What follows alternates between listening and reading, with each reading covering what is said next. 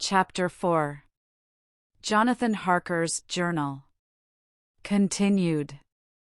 I awoke in my own bed. If it be that I had not dreamt, the Count must have carried me here. I tried to satisfy myself on the subject, but could not arrive at any unquestionable result. To be sure, there were certain small evidences, such as that my clothes were folded and laid by in a manner which was not my habit. My watch was still unwound, and I am rigorously accustomed to wind it the last thing before going to bed, and many such details. But these things are no proof, for they may have been evidences that my mind was not as usual, and, from some cause or another, I had certainly been much upset. I must watch for proof. Of one thing I am glad: if it was that the Count carried me here and undressed me, he must have been hurried in his task, for my pockets are intact. I am sure this diary would have been a mystery to him which he would not have brooked. He would have taken or destroyed it. As I look round this room, although it has been to me so full of fear, it is now a sort of sanctuary, for nothing can be more dreadful than those awful women, who are, waiting to suck my blood. May 18th. I have been down to look at that room again in daylight, for I must know the truth. When I got to the doorway at the top of the stairs, I found it closed. It had been so forcibly driven against the jamb that part of the woodwork was splintered. I could see that the bolt of the lock had not been shot, but the door is fastened from the inside. I fear it was no dream, and must act on this surmise. May 19th. I am surely in the toils. Last night the Count asked me in the suavest tones to write 3 letters, one saying that my work here was nearly done, and that I should start for home within a few days, another that I was starting on the next morning from the time of the letter, and the third that I had left the castle and arrived at Bistritz. I would fain have rebelled, but felt that in the present state of things it would be madness to quarrel openly with the Count whilst I am so absolutely in his power, and to refuse would be to excite his suspicion and to arouse his anger. He knows that I know too much, and that I must not live, lest I be dangerous to him. My only chance is to prolong my opportunities. Something may occur which will give me a chance to escape. I saw in his eyes something of that gathering wrath which was manifest when he hurled that fair woman from him. He explained to me that posts were few and uncertain, and that my writing now would ensure ease of mind to my friends, and he assured me with so much impressiveness that he would countermand the later letters, which would be held over at Bistritz until due time in case chance would admit of my prolonging my stay, that to oppose him would have been to create new suspicion. I therefore pretended to fall in with his views, and asked him what dates I should put on the letters. He calculated a minute, and then said, the first should be June 12th, the second June 19th, and the third June 29th. I know now the span of my life. God help me! May 28th. There is a chance of escape, or at any rate of being able to send word home. A band of Scani have come to the castle, and are encamped in the courtyard. These Scani are gypsies. I have notes of them in my book. They are peculiar to this part of the world, though allied to the ordinary gypsies all the world over. There are thousands of them in Hungary and Transylvania, who are almost outside all law. They attach themselves, as a rule, to some great noble or boyar, and call themselves by his name. They are fearless and without religion, save superstition, and they talk only their own varieties of the Romany tongue. I shall write some letters home, and shall try to get them to have them posted. I have already spoken them through my window to begin acquaintanceship. They took their hats off and made obeisance and many signs, which, however, I could not understand any more than I could their spoken language. I have written the letters. Mina's is in shorthand, and I simply ask Mr. Hawkins to communicate with her. To her I have explained my situation, but without the horrors which I may only surmise. It would shock and frighten her to death were I to expose my heart to her. Should the letters not carry, then the Count shall not yet know my secret or the extent of my knowledge. I have given the letters. I threw them through the bars of my window with a gold piece, and made what signs I could to have them posted. The man who took them pressed them to his heart and bowed, and then put them in his cap. I could do no more. I stole back to the study, and began to read. As the Count did not come in, I have written here. the Count has come." He sat down beside me, and said in his smoothest voice as he opened 2 letters, "The Skaney has given me these, of which, though I know not whence they come, I shall, of course, take care. See. He must have looked at it. One is from you, and to my friend Peter Hawkins, the other," here he caught sight of the strange symbols as he opened the envelope, and the dark look came into his face, and his eyes blazed wickedly, "the other is a vile thing, an outrage upon friendship and hospitality. It is not signed." "Well, so it cannot matter to us." And he calmly held letter and envelope in the flame of the lamp till they were consumed. Then he went on, "The letter to Hawkins, that I shall, of course, send on, since it is yours. Your letters are sacred to me. Your pardon, my friend, that unknowingly I did break the seal. Will you not cover it again?" He held out the letter to me, and with a courteous bow handed me a clean envelope. I could only redirect it and hand it to him in silence. When he went out of the room, I could hear the key turn softly. A minute later I went over and tried it, and the door was locked. When, an hour or 2 after, the Count came quietly into the room, his coming awakened me, for I had gone to sleep on the sofa. He was very courteous and very cheery in his manner, and seeing that I had been sleeping, he said, "So, my friend, you are tired? Get to bed. There is the surest rest. I may not have the pleasure to talk tonight, since there are many labors to me, but you will sleep, I pray." I passed to my room and went to bed, and, strange to say, slept without dreaming. Despair has its own calms. May 31st. This morning when I woke, I thought I would provide myself with some paper and envelopes from my bag and keep them in my pocket, so that I might write in case I should get an opportunity, but again a surprise, again a shock. Every scrap of paper was gone, and with it all my notes, my memoranda, relating to railways and travel, my letter of credit, in fact all that might be useful to me were I once outside the castle.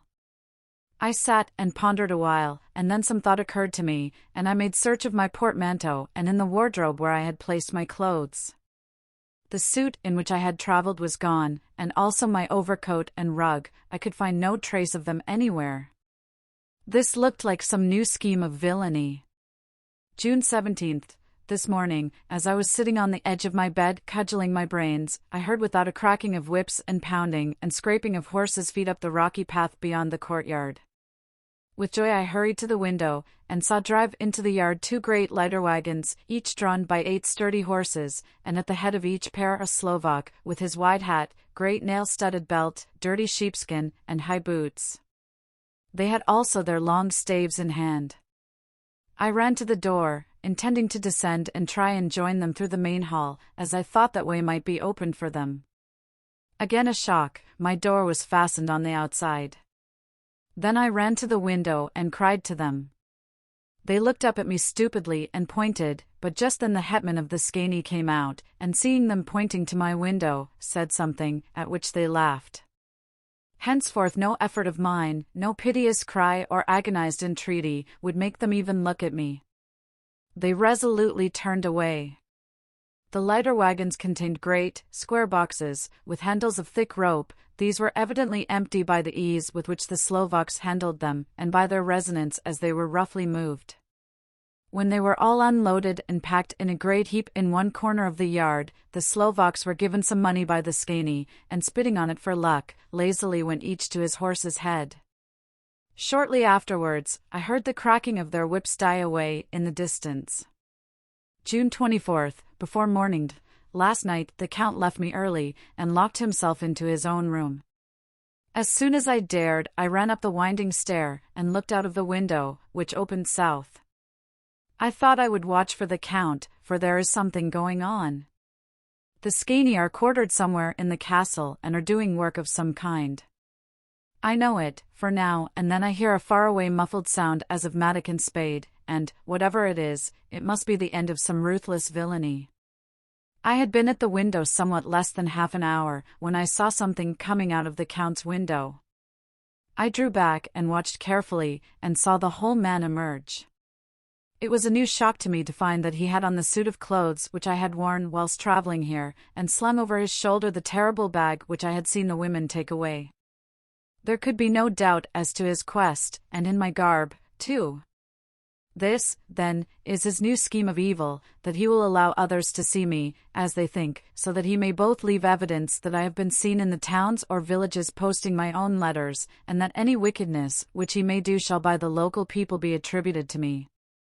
It makes me rage to think that this can go on, and whilst I am shut up here, a veritable prisoner, but without that protection of the law which is even a criminal's right and consolation.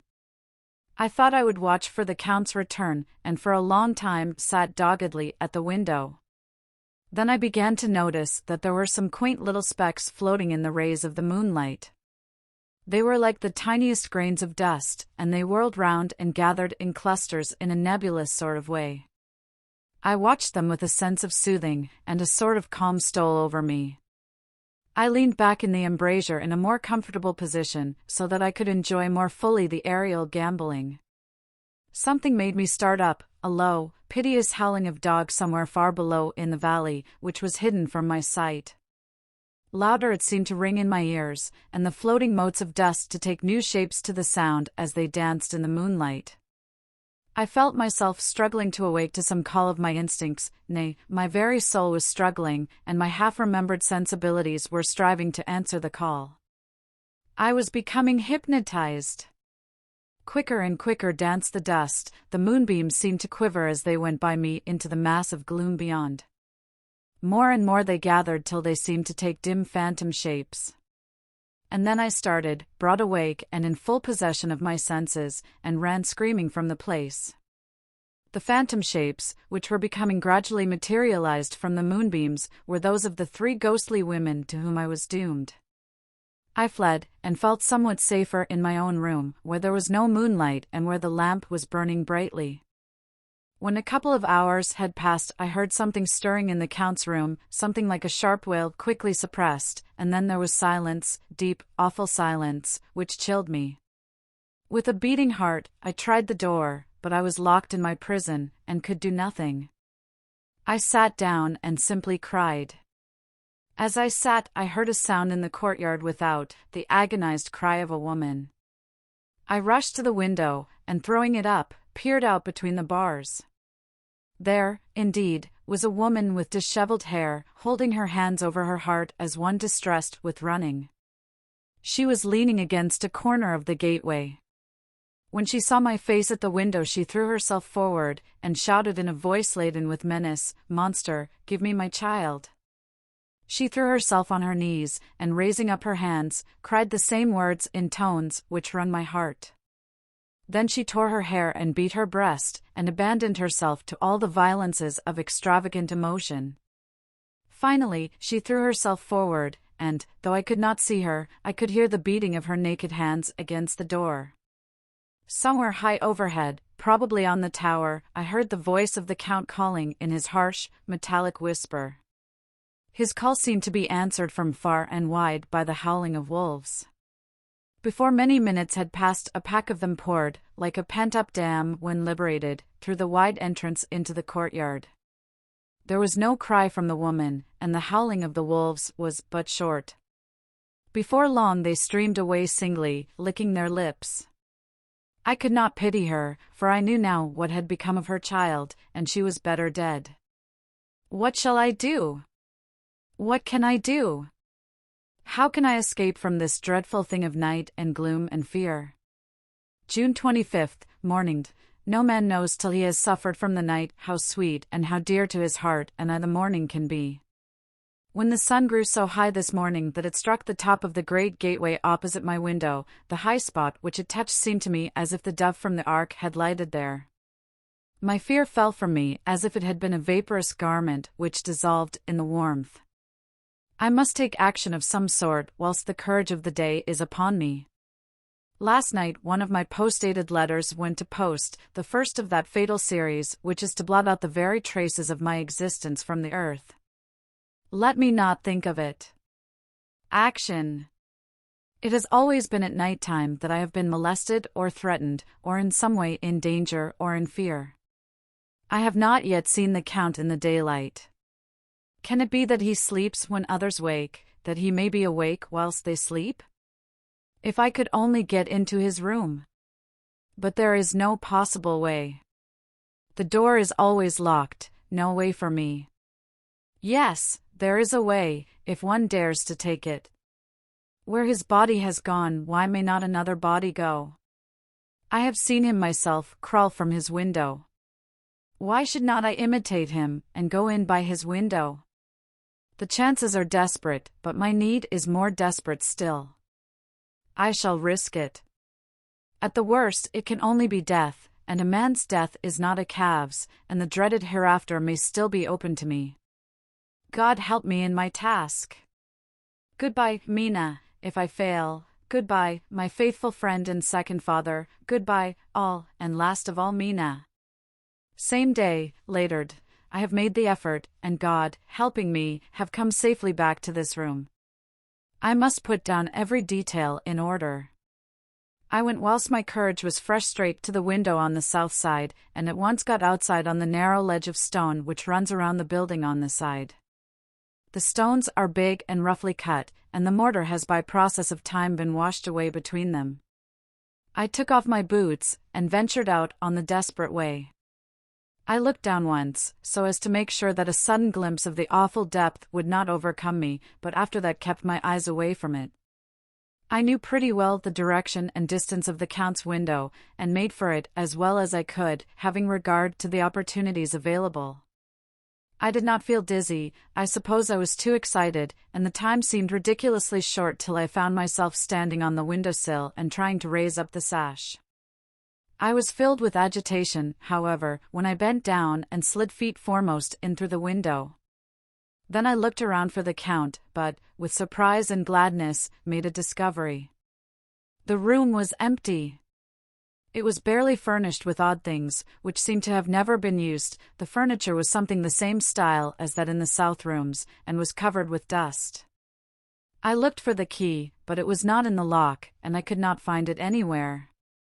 The only thing I found was a great heap of gold in one corner, gold of all kinds, Roman, and British, and Austrian, and Hungarian, and Greek and Turkish money, covered with a film of dust, as though it had lain long in the ground. None of it that I noticed was less than 300 years old. There were also chains and ornaments, some jeweled, but all of them old and stained. At one corner of the room was a heavy door. I tried it, for, since I could not find the key of the room or the key of the outer door, which was the main object of my search, I must make further examination, or all my efforts would be in vain. It was open, and led through a stone passage to a circular stairway, which went steeply down. I descended, minding carefully where I went, for the stairs were dark, being only lit by loopholes in the heavy masonry. At the bottom there was a dark, tunnel-like passage, through which came a deathly, sickly odor, the odor of old earth newly turned. As I went through the passage, the smell grew closer and heavier. At last I pulled open a heavy door which stood ajar, and found myself in an old, ruined chapel, which had evidently been used as a graveyard. The roof was broken, and in two places were steps leading to vaults, but the ground had recently been dug over, and the earth placed in great wooden boxes, manifestly those which had been brought by the Slovaks. There was nobody about, and I made search for any further outlet, but there was none. Then I went over every inch of the ground, so as not to lose a chance. I went down even into the vaults, where the dim light struggled, although to do so was a dread to my very soul.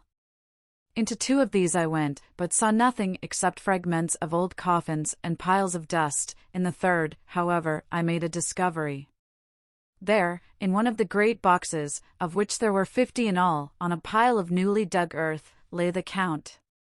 He was either dead or asleep, I could not say which, for the eyes were open and stony, but without the glassiness of death, and the cheeks had the warmth of life through all their pallor, the lips were as red as ever. But there was no sign of movement, no pulse, no breath, no beating of the heart. I bent over him, and tried to find any sign of life, but in vain. He could not have lain there long, for the earthy smell would have passed away in a few hours. By the side of the box was its cover, pierced with holes here and there. I thought he might have the keys on him, but when I went to search I saw the dead eyes, and in them, dead though they were, such a look of hate, though unconscious of me or my presence, that I fled from the place, and leaving the Count's room by the window, crawled again up the castle wall. Regaining my room, I threw myself panting upon the bed and tried to think. June 29th. Today is the date of my last letter, and the Count has taken steps to prove that it was genuine, for again I saw him leave the castle by the same window, and in my clothes. As he went down the wall, lizard fashion, I wished I had a gun or some lethal weapon, that I might destroy him, but I fear that no weapon wrought alone by man's hand would have any effect on him. I dared not wait to see him return, for I feared to see those weird sisters.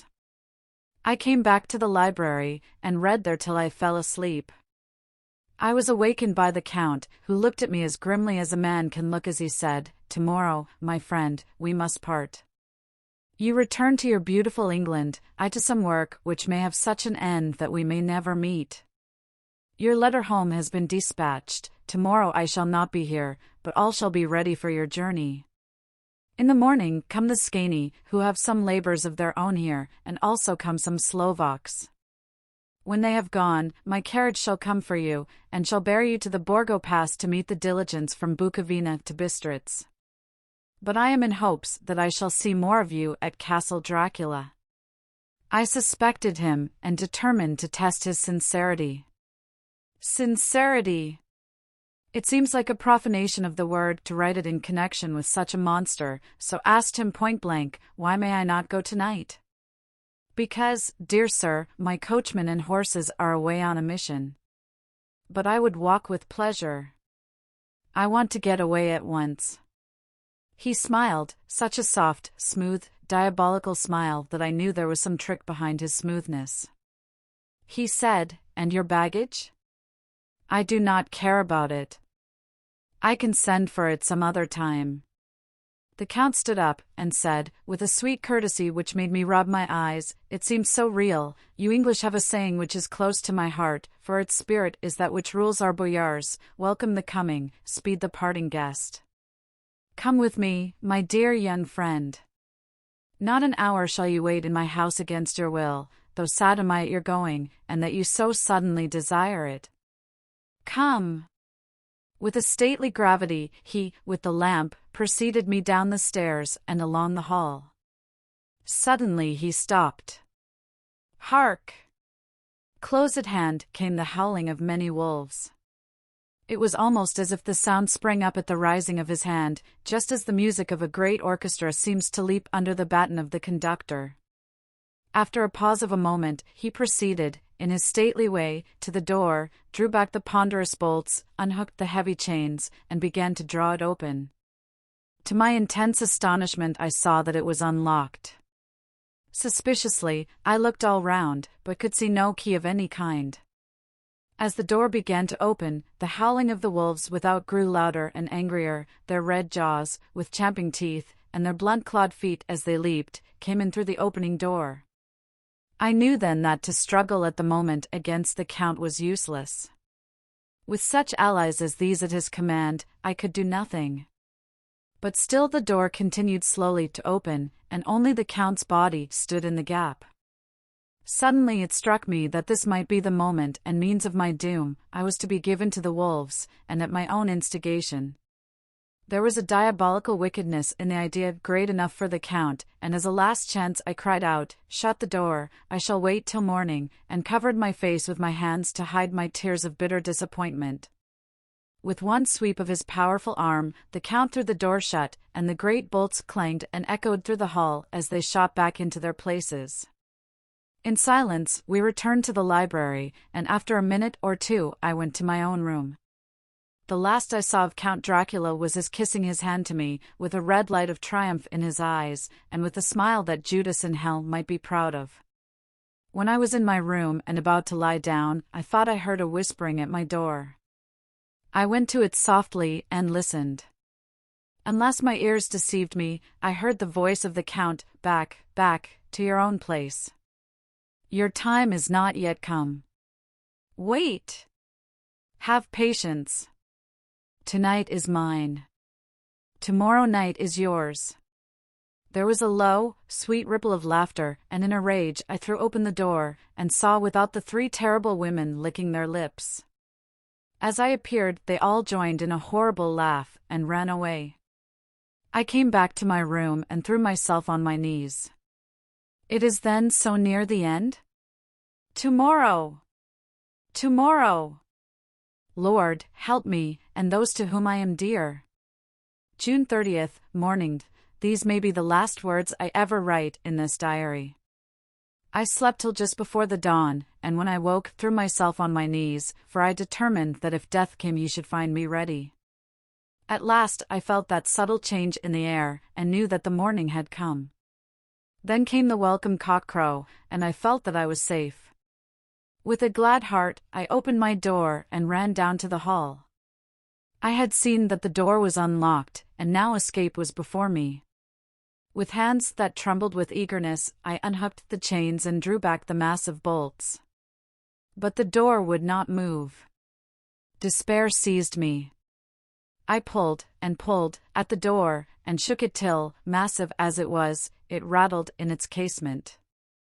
I could see the bolt shot. It had been locked after I left the Count. Then a wild desire took me to obtain that key at any risk, and I determined then and there to scale the wall again and gain the Count's room. He might kill me, but death now seemed the happier choice of evils.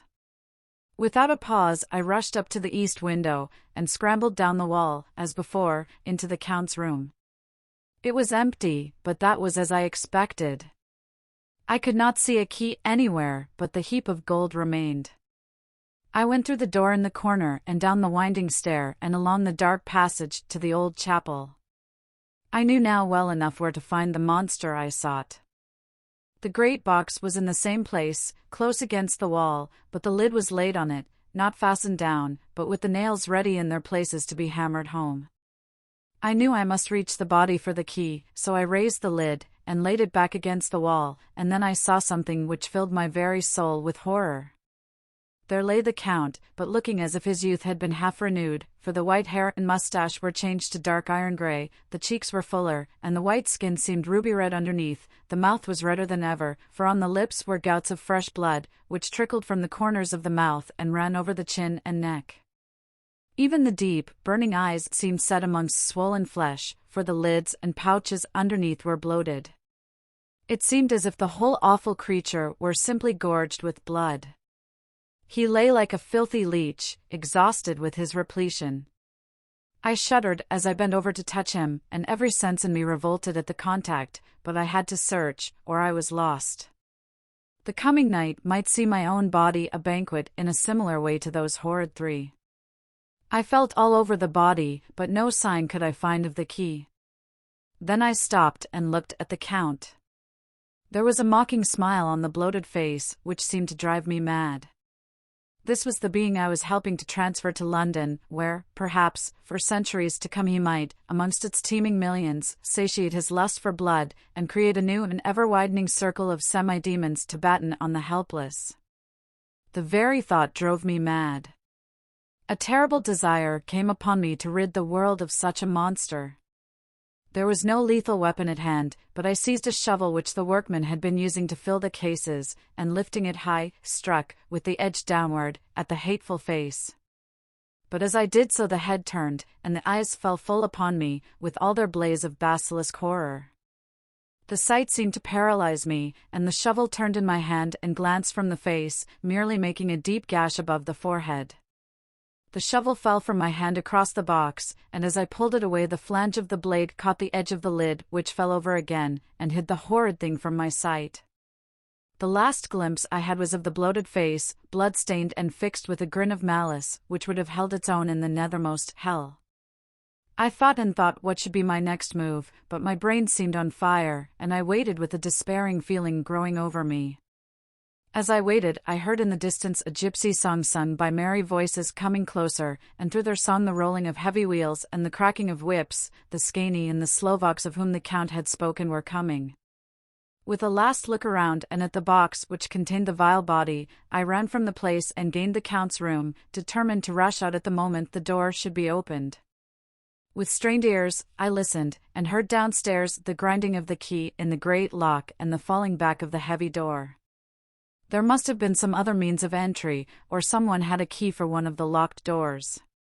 Then there came the sound of many feet tramping and dying away in some passage, which sent up a clanging echo. I turned to run down again towards the vault, where I might find the new entrance, but at the moment there seemed to come a violent puff of wind, and the door to the winding stair blew to with a shock that set the dust from the lintels flying. When I ran to push it open, I found that it was hopelessly fast. I was again a prisoner, and the net of doom was closing round me more closely. As I write, there is in the passage below a sound of many tramping feet and the crash of weights being set down heavily, doubtless the boxes, with their freight of earth. There is a sound of hammering, it is the box being nailed down. Now I can hear the heavy feet tramping again along the hall, with many other idle feet coming behind them. The door is shut, and the chains rattle, there is a grinding of the key in the lock, I can hear the key withdraw. Then another door opens and shuts, I hear the creaking of lock and bolt. Hark! In the courtyard and down the rocky way the roll of heavy wheels, the crack of whips, and the chorus of the skeiny as they pass into the distance.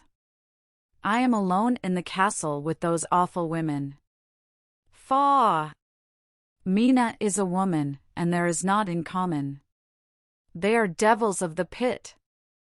I shall not remain alone with them, I shall try to scale the castle wall farther than I have yet attempted. I shall take some of the gold with me, lest I want it later. I may find a way from this dreadful place. And then a way for home. A way to the quickest and nearest train.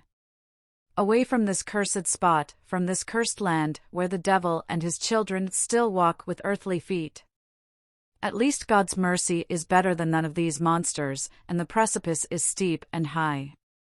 At its foot a man may sleep as a man. Goodbye, all. Mina.